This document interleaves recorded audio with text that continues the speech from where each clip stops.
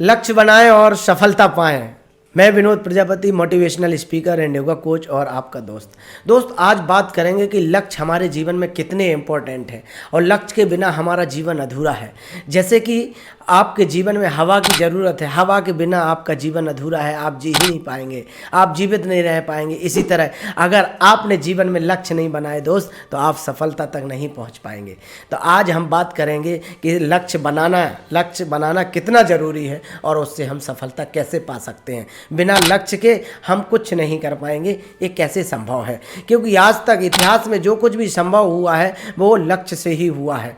और आप देख लें, जीवन में जिन्होंने महारत हासिल की है वो लक्ष्य से की है, और लक्ष्य बना करके ही हम जो कुछ कर पाए हैं वो लक्ष्य के बिना हम कुछ कर नहीं पाते हैं। क्योंकि लक्ष्य और सपने जिनके होते हैं वो लक्ष्य से ही पा सकते हैं। तो लक्ष्य में और सपने में अंतर होता है, सपने से बड़ा लक्ष्य होता है। क्योंकि अगर आप सपने को पाना चाहते हैं तो आपको लक्ष्य पे काम करना पड़ेगा दोस्त। जब लक्ष्य के पास आप कदम मिलाकर चलेंगे और कदम कदम से आप लक्ष्य की तरफ जाएंगे तो आप अपना सपना साकार कर सकते हैं। तो दोस्त, चाहे आप देख लीजिए, कोई कंपनियां हैं, कोई भी बिजनेस वाली कंपनी हैं, या फिर आप रिसर्च के क्षेत्र में देख लीजिए, आप जाके गेम के क्षेत्र में देख लीजिए, कोई भी फील्ड आप उठा लीजिए, सब में सभी ने अपने लक्ष्य निर्धारित किए हैं दोस्त। इसके बाद ही उन्होंने अपनी सफलता कायम कर पाई है और तभी आप महारत हासिल कर सकते हैं। बिना लक्ष्य के आप कुछ नहीं कर सकते, क्योंकि आपका लक्ष्य नहीं है तो आप इधर उधर ही भटकते रहेंगे दोस्त,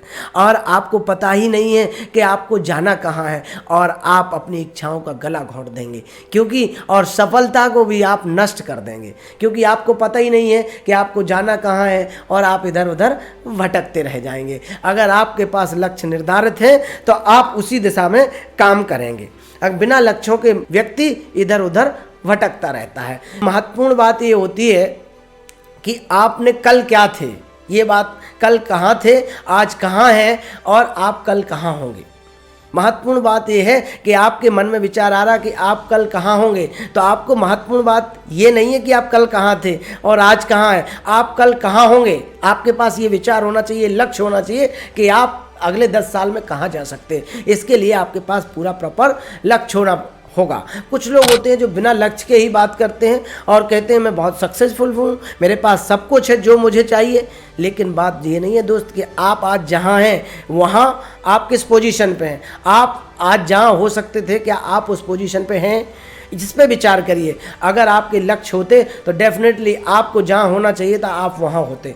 आप आज वहाँ नहीं हैं, क्योंकि सबसे बड़ा रोग क्या कहेंगे लोग, आप यहीं पे आप संतुष्ट हो गए हैं। क्योंकि आप यही चाह रहे हैं कि हमें जो बीमारी लोगों को लगी रहती है वो बीमारी यही है कि हमें सुरक्षा चाहिए, और आप जहाँ पर हैं वहीं पे सुरक्षित हैं। इसलिए आप अपने लक्ष्यों का निर्धारण नहीं करते हैं। लेकिन दोस्त, लक्ष्य का निर्धारण करना चाहिए। आप अर्जुन की तरह लक्ष्य बनाएंगे तभी आप मछली की आंख का भेदन कर सकते हैं।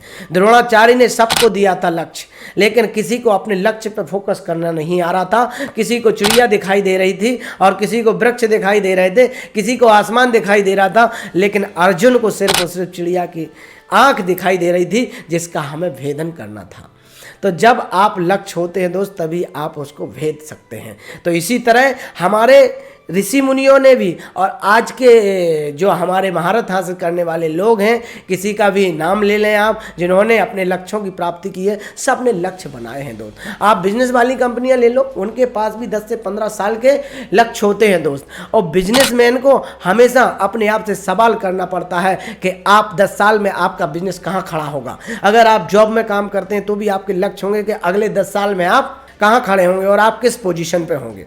इसी तरह दोस्त, मैं आज आपको और बताऊंगा कि आपको किस तरह से लक्ष्य डिवाइड कर लेना चाहिए। 3 तरह से आप अगर अपने लक्ष्यों को डिवाइड कर लेते हैं तो आपके अंदर जो दुविधा पैदा होती है वो दुविधा नहीं होगी, और आपके मन में अंदर जो संघर्ष चलता है वो संघर्ष भी नहीं चलेगा। तो किस तरह से आपको बांटना है? पहले तो आपका रहेगा कि काम धंधा, फर्स्ट होगा आपका काम धंधा, दूसरा होगा आपका घर, और तीसरा होगा आपका समाज।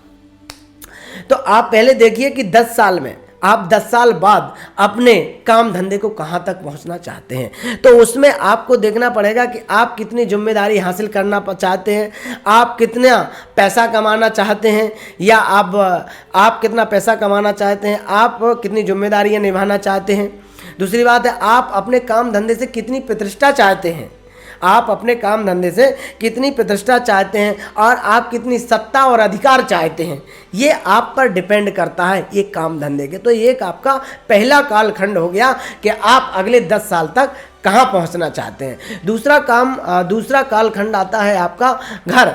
तो ये घर होता है दोस्तों, घर के बारे में 10 साल बाद आप कहाँ चाहते हैं, आप अपने घर वालों को क्या सुविधा देना चाहते हैं, आप कैसे घर में रहना चाहते हैं, आप कैसी छुट्टियां बिताना चाहते हैं, आप अपने बच्चों को किस तरह का एनवायरनमेंट देना चाहते हैं, क्या उनके फाइनेंशियल गोल को अचीव करना, आप क्या सुख सुविधाएँ दे पा रहे हैं उनको, और उनको जो अपने लक्ष्य के लिए चाहिए वो उन्हें प्रोवाइड करा पा रहे हैं क्या। तो आप कैसे घर में रहना पसंद कर रहे हैं, आप किन सुख सुविधाओं का उपयोग कर पा रहे हैं। तो ये आपका डिसाइड होना चाहिए 10 साल बाद तक का, 10 साल बाद तक का, कि आप 10 साल के बाद कहाँ पे आप पहुँच जाएंगे।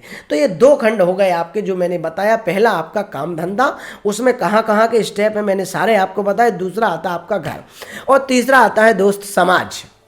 और समाज आते हैं तो आप अगले 10 साल बाद समाज में कहाँ पहुँचना चाहते हैं, 10 साल बाद क्या करना चाहते हैं। जैसे कि सामाजिक खंड आया आपका 10 साल बाद का, तो मेरे पास किस तरह के दोस्त होने चाहिए ये हमें डिसाइड करना है, हमें किस किस सामाजिक संस्थाओं से जुड़ना चाहिए, और हमें अपनी समाज से के उत्थान के लिए क्या क्या काम करने हैं, और मैं अपने समाज से कितनी बुराइयों को हटा सकता हूँ। वो सारी चीज़ें हमारे पास डिसाइड होंगी कि हम अगले 10 साल में क्या करने वाले हैं। सामाजिक समस्याओं की पहल करनी चाहिए कि वो हम कैसे दूर कर सकते हैं।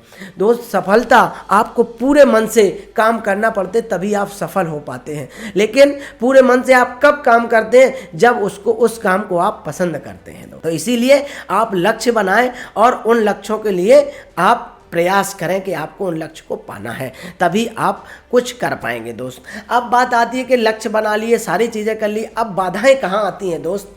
5 आपको हम ऐसी चीज़ें बताएंगे जो आपके लक्ष्य के गला घोंट देती हैं, और जो आपकी सफलता का गला घोंट देती हैं, और जो आपके इच्छाओं को नष्ट कर देती हैं दोस्त।